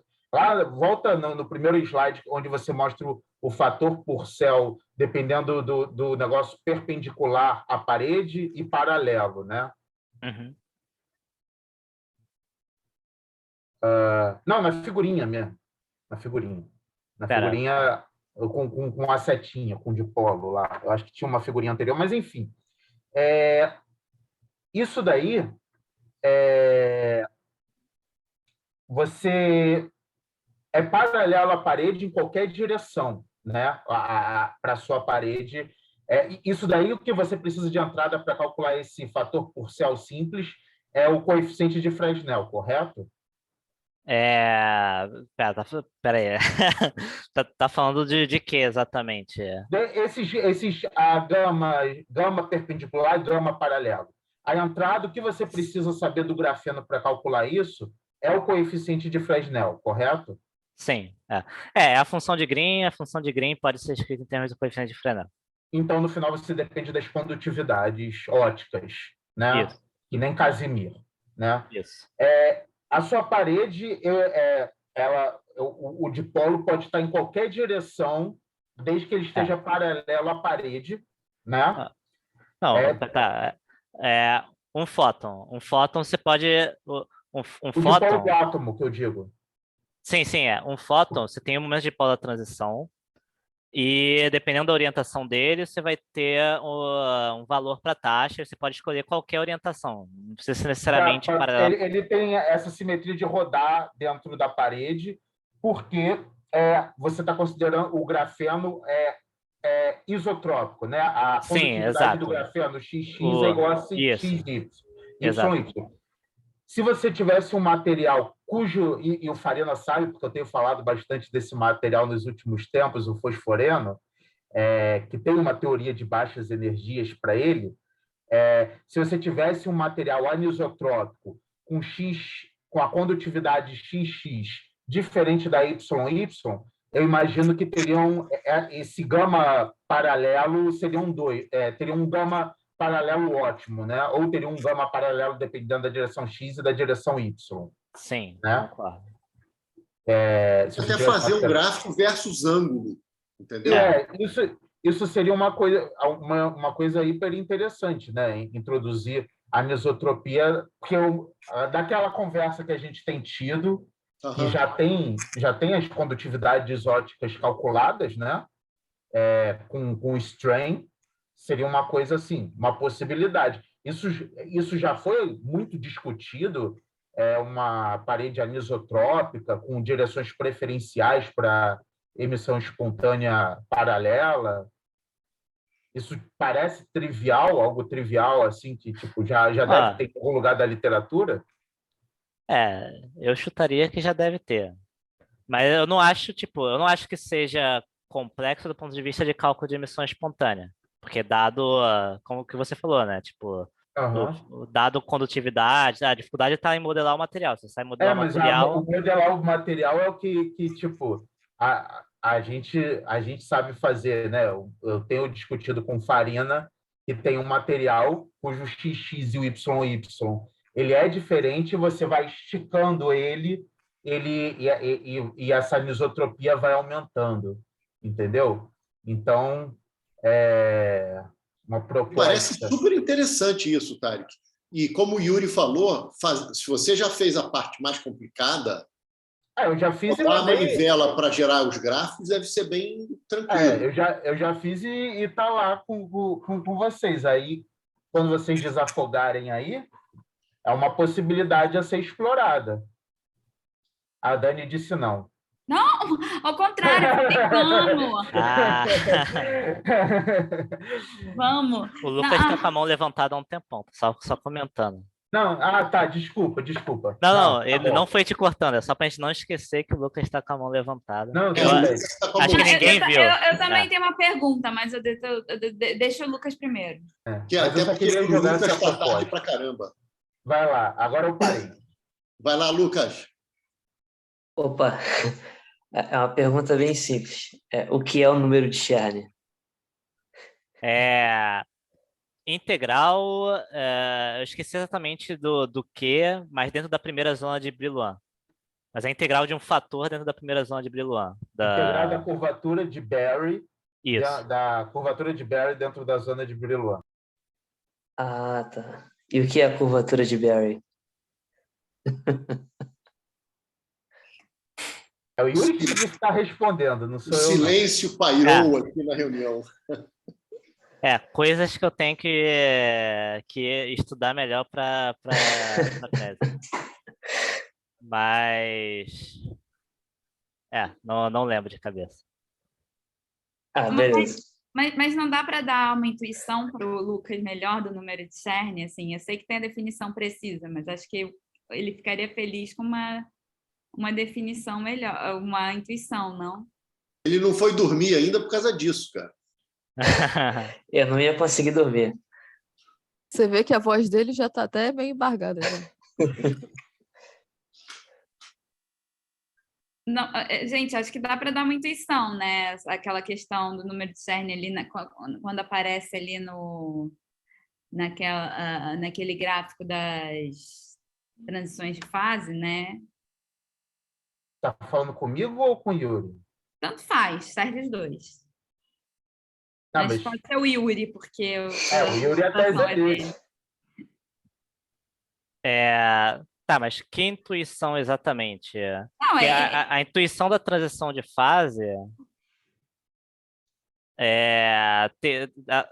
tá achada com gap, né? não, que o número de Chern define qual fase que você está, né? Isso é o parâmetro vamos dizer assim, é o parâmetro de ordem da fase. Não necessariamente, tem fases com o mesmo número de Chern. Então, isso aí eu já, tá vendo? Já já escorreguei aí. E o que diferencia uma fase da outra com o mesmo número de Peraí. Chern? Tá. Por exemplo, aqui o QSHI e o BI, né? Tá bom. O que caracteriza esses nomes aqui são porque são os estados de borda do material, né? Então, tem diferentes fases. Você pode ter uma corrente na borda, que é uma corrente de spin, né? Posso? Pode. Falar? Não quer dizer, adianta não, mas tipo, não quero falar porque é a tese do Yuri, mas eu não quero ficar invadindo. Tem o número de Chern do Band Insulator e do Quantum Spin Hall Isolator, eles são iguais. Mas tem o número de Chern é um invariante topológico, né? Invariante topológico você tem uma teoria no espaço de momentos, você modifica parâmetros da sua Hamiltoniana e desde que o gap do sistema não se feche, esse invariante topológico fica o mesmo, entendeu? É como se tipo, você pega o seu material e estica ele um pouquinho, o número de Chern não muda, é um invariante topológico, a não ser que você feche um gap e surge uma transição de fase topológica. Isso é o número de Chern, né? Do ponto de vista intuitivo. Nessas duas fases daqui, do Quantum Spin Hall Isolator e do Band Insulator, o número de Chern são iguais, mas tem um outro invariante topológico, o Z2, né? Que é isso que o Yuri falou, dos edge states, que ele está associado aos edge states quando você corta o seu sistema numa fita. Entendeu? De forma... Ok. Acho que ajudou. Eu não entendo muito bem assim, não. Basicamente, se o Farina já deve ter ouvido falar do Teorema de Gauss-Bonnet. Você já ouviu falar, Farina? Não, já assisti coisas, mas em Já geral ouviu falar? esses números todos, número de Atiyah-Singer, número disso, número daquilo, no índice de Maslov, são invariantes. São invariantes. Certas transformações, como você mencionou aí, você mexe em algum parâmetro do sistema, desde que não faça algo aí que você estava comentando, e aquela quantidade é invariante, né? Então, são coisas matematicamente robustas, né? Mas eu não sei o que é mais do que isso. O Teorema de Gauss-Bonnet é o fundamental. Se você pega uma curva, né, um sólido, uma curva fechada, e define a curvatura, que nem a gente faz em cálculo, sabe? A curvatura, que eu nem me lembro como é que se define. E integra nessa curva fechada, dá esse número de Gauss-Bonnet. E esse número de Gauss-Bonnet, ele depende só do número de buracos. Aí é aquela coisa, uma esfera não tem nenhum buraco. O número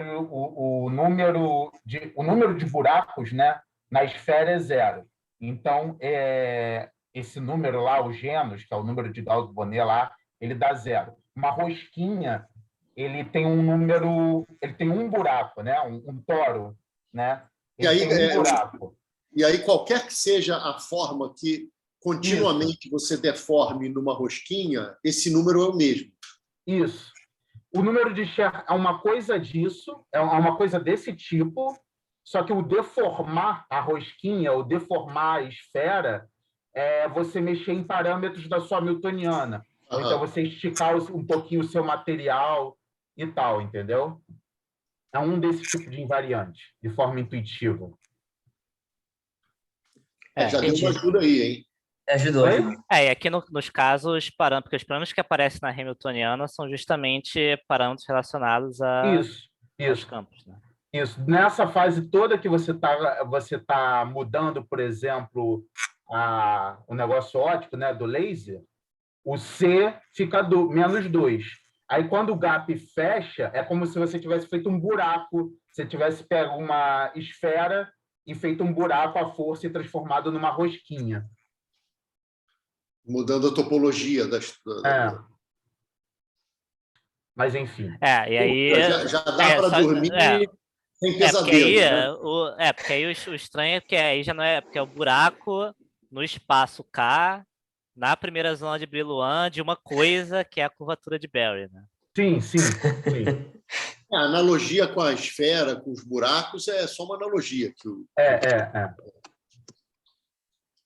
A curvatura do Teorema de Gauss-Bonnet é a curvatura de Barry na zona de... assim, fazendo analogia, seria a curvatura de Barry na zona de Brillouin, né?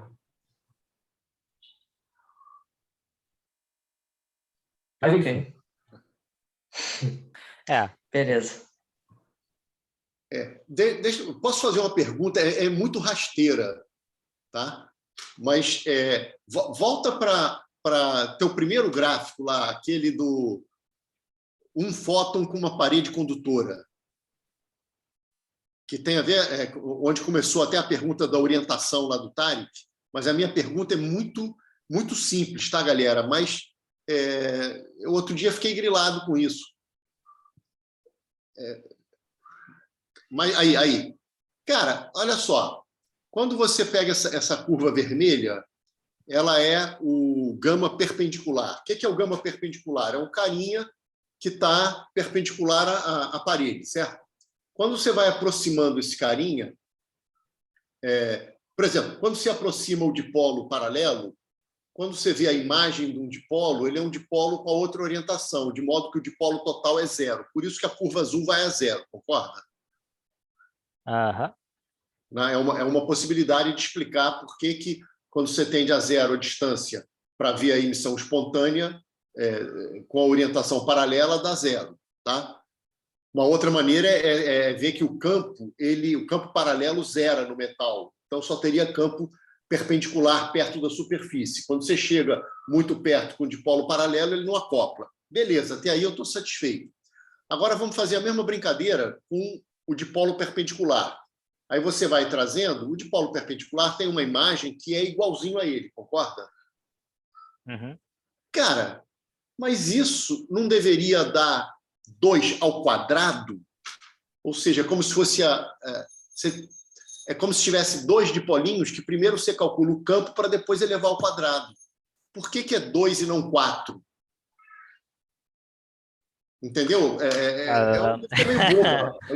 Ah, Vocês entenderam? eu sei, eu acho que eu sei por quê, pô. É porque você está pensando nessa fórmula aqui. Só que para você falar, utilizar a interpretação de método das imagens, você não pode, não é essa forma que você tem que pensar. Você tem que pensar que a taxa de emissão, né, a taxa de radiação é proporcional ao momento de polo vezes o campo na posição de polo. Sim, e daí? A minha pergunta é, por que soma Não explica. e não soma antes e eleva ao quadrado depois? Entendeu? É como se...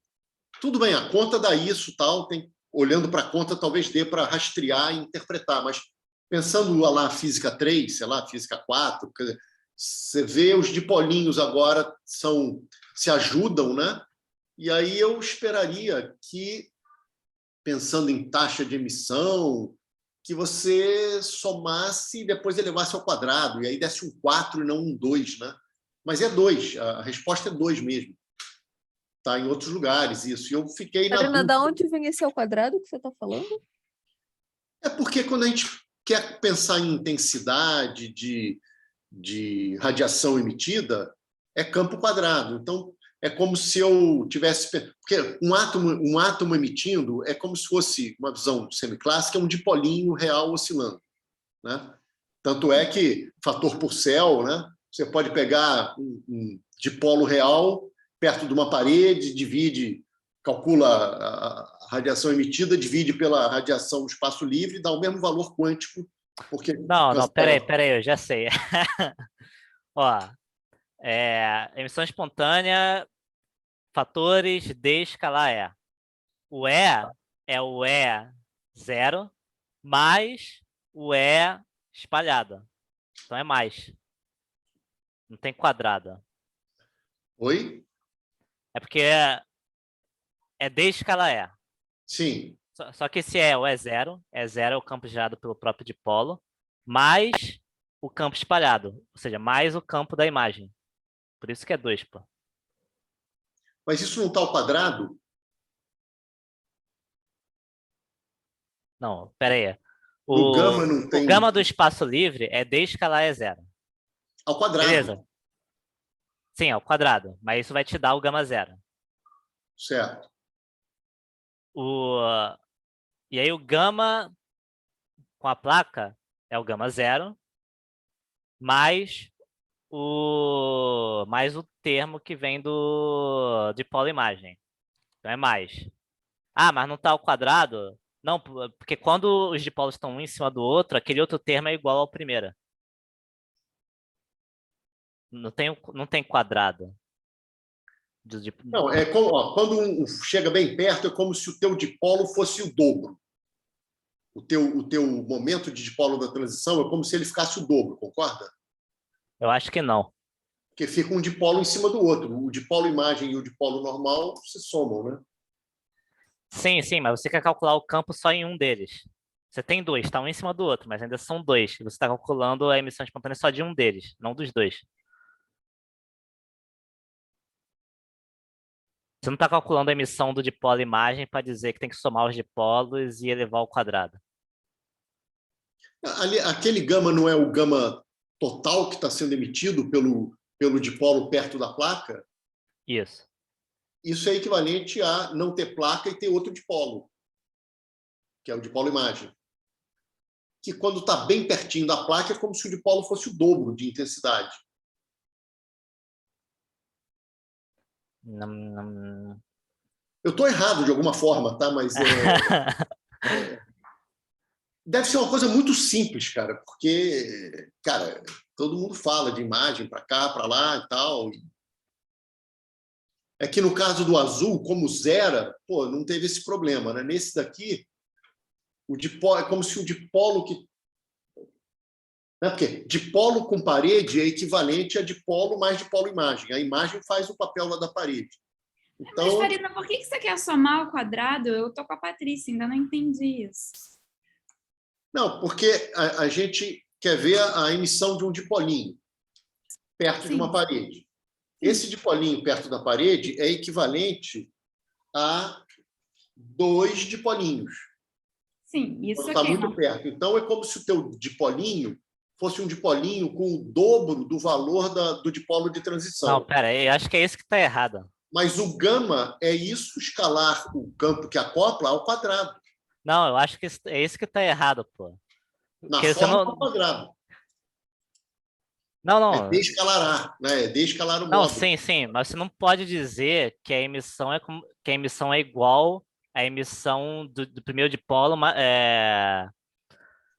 Dois não dipolos. pode- Ao quadrado. Dois dipolos. Não são 2 dipolos não com são a dois força dipolos de... emitindo. Não é um dipolo com a força de 2 dipolos. É a Isso. taxa emitida por 2 dipolos, cada um com o seu valor de dipolo. E aí, Essa é que é a minha pergunta. Por que está somando as emissões dos dois e não pensando nos dois juntinhos, sendo um dipolo equivalente com É dobro? porque é isso, né? É porque um hidrogênio mais outro hidrogênio não é um power hidrogênio. Ainda são só 2 hidrogênios. Ou qualquer outro átomo que você queira colocar nesse. Não sei, porque você está tão pertinho, você está no limite do Z igual a 0. Não, tudo bem, eles podem estar um em cima do outro, do jeito que não tem como fazer, mas vamos fingir que dá para fazer. Mas ainda assim, você não tá transformando 2 átomos em um superátomo. O que você está fazendo é ler a resposta, né? Tipo, ler o gráfico, né? Não, o que eu estou dizendo é que não faz sentido você querer um superátomo. Para mim, essa construção para mim não faz sentido. Ele quer pegar os dois dipolos em cima do. É isso mesmo. Ele criar E fazer um que é super 2 dipolo. vezes. Mas não é isso. Você tem que somar. Não esqueça somar que as o duas Farina contribuições. quis colocar a massa do átomo como um parâmetro controlável, Patrícia. Tu se lembra disso? Não me lembro disso. Eu também não lembro disso, não. Vocês não se lembram disso? De quê? Eu acho que o Farina apagou a nossa memória. Não, o Farina, naquela época, lá naquele artigo de reflexão quântica, você estava dizendo, não, vamos pensar como se a massa do átomo fosse controlável. Não teve um negócio desse? De repente. Porque massa variável tem a ver com... de um oscilador harmônico, tem o mesmo efeito de frequência variável, enfim. E tem até a ver, e frequência variável, se tiver com campo magnético, também tem a ver. Não, mas Mas, enfim, são é comentários. que o modelo de imagem, eu sei que o que você falou faz sentido, 2 átomos são 2 átomos, né? Mas você não tem 2 átomos, você tem um átomo só. O teu modelo é um dipolinho. A placa é substituída por um outro dipolinho. É só um modelinho. Você nunca vai ter 2 átomos. É um átomo só, mas a interpretação é como se tivesse 2 dipolinhos. A minha pergunta é, por que mesmo quando eles estão tão juntinhos, a radiação deles vai continuar sendo a soma das radiações e não pegar o campo, somar primeiro e elevar ao quadrado depois? Entendeu? Como se fosse uma coisa incoerente o tempo todo, mesmo quando eles estão juntinhos, sabe? É porque, para mim, a pergunta não faz muito sentido. Para mim, não faz sentido querer juntar os 2 dipolos num superdipolo. Eles são 2 dipolos quando o átomo está... Enfim, quando o dipolinho está lá em cima, a uma certa distância Z da placa, e quando está próximo a um lado da placa. Patrícia, se alguém disser para você em eletro, um curso de eletro clássico, pega um dipolo, calcula a radiação. Agora vem a pessoa e fala, olha, agora em vez de um dipolo, você tem 2 dipolos oscilando iguais, com a mesma frequência, com a mesma amplitude. Qual é a radiação emitida por eles? É 4 vezes. Nesse problema que eu falei, tá? Uhum. Sim. É porque não é isso, pô. É porque não é isso, claro. A resposta diz que não é isso. Eu quero saber por quê. É porque não... Pera aí, porque acho que tem a ver com o que eu falei no início. Você não quer calcular a radiação dos dois. Você quer calcular a radiação de um deles. Tem uma placa no meio. Né? Mas a o dipolo imagem não é um dipolo de verdade que tu quer calcular a radiação dele. A placa no meio está espalhando a radiação emitida pelo primeiro dipolo, né? Se calcular a radiação dos dois dipolos, é como se não existisse placa, tu estivesse calculando a emissão no espaço livre de um Mas dipolo. Que é o metas-imagens é isso. Você tira a fronteira e alguém, que é a tua imagem, vai fazer com que, somando todo mundo, tenha o papel da fronteira. Isso aqui é metas-imagens, vamos dizer assim. No fundo, vocês estão com a razão. Eu não consigo ainda entender exatamente por quê, mas é que é diferente do que a pergunta. Eu também não sei por quê, mas é diferente da pergunta que eu falei. De pega 2 dipolos em elétron, bota na mesma Não, posição. peraí. Bora. O método de imagens é isso, para calcular o campo para além da fronteira. Sim. Mas não vale para calcular o campo no espaço inteiro. Não tem No campo espaço atrás. inteiro onde você está calculando. Sim, mas tipo, se você pegar os dois dipolos um em cima do outro, que é 2 vezes D, e calcular o campo irradiado, por isso está calculando o espaço inteiro. Mas tem uma placa no meio. Para calcular a radiação. Pega a solução só para cá. Entendeu? Pega um dipolo. Eu estou até grilado agora com a própria parte clássica. Pega um dipolo oscilante real e aproxima. Vai dar um fator 4, não é? Divide por 2. Tô apelando agora. Eu estava pensando nisso. Não, pior de tudo, Yuri, que eu estava agora tem isso um pensando nisso. semi-espaço. Pior de tudo é que eu estava pensando nisso. Pode até ser isso. Eu não estou comprando a ideia, não. É que para mim é isso. Tipo, não faz sentido, como a Patrícia falou, você criar um superátomo e calcular a radiação no espaço inteiro, sabe? Talvez seja essa a resposta, que seria 4, só que para metade do espaço. Então, no fundo, é metade de 4. Que é 2. Pode ser isso, cara. Eu não sei, tem que pensar. Galera, é que eu vou ter uma reunião agora também. Deixa eu só falar mais 2 coisinhas rapidinhas, se vocês quiserem. Reunião agora, tipo, são 7... 15 para 2. Vai dar 8 horas. É que a Milena é da Colômbia e ela trabalha até, sei lá, 6 horas da tarde. 5, 6. E lá são menos 2 horas. E a tese dela tá... Cara, a gente tem 10 dias para terminar. Eu ia fazer uma pergunta para o Yuri também, mas faz você primeiro. Quando é que é a sua defesa, Yuri? Terça. Às 3 horas. Saiu no boletim da SECOM. Eu não li. Yuri, o lance é o seguinte, é só uma sugestão que pode ser fazer oralmente. Você deveria explicar uma palavra, uma frase, o que é um plasma de superfície, porque você vai falando essas coisas e talvez valesse a pena explicar o que é em algum momento na sua apresentação, entendeu? Pode ser só com papo, sem modificar nada, mas talvez nem todo mundo esteja tão habituado, e aí você explica chamando atenção para o que é, para depois na hora falar o plasma no plano infinito não vai virar fóton nunca, mas se for finito, entendeu? Então, em algum momento, poderia falar tem várias coisas que eu tenho que prestar atenção, tem várias coisas que eu tenho que ler, e eu vou ter um fim de semana para isso. Outra coisa é o seguinte, seria legal, em algum momento, quando falar do nanotubo, falar que isso foi uma colaboração também com o Luiz. Citar o Luiz Martim Moreno. Porque a gente vai até chamá-lo para assistir, né? Eu vou mandar um e-mail para ele perguntando se ele quiser assistir. Então, acho legal comentar que esse trabalho também foi em colaboração com um cara da Espanha. Isso é uma coisa bacana, que mostra a sua inserção internacional. Seu Gente metido. da Espanha, entendeu? O que você falou? Exibido. Metido. Não, e as sugestões estão fazendo eu parecer cada vez mais metida, porque a lista de publicações foi sugestão do Wilton. Pô, mentira. Não, mas agora tem, agora isso fala tem, que isso tem que ter. Isso tem que ter. Tem que ter. E uma última coisa, é o seguinte, naquele bright e dark, né, os modos brilhantes que emitem, o dark que não emite, esse não emite do dark, que é o que tem simetria axial, simetria radial ali, né?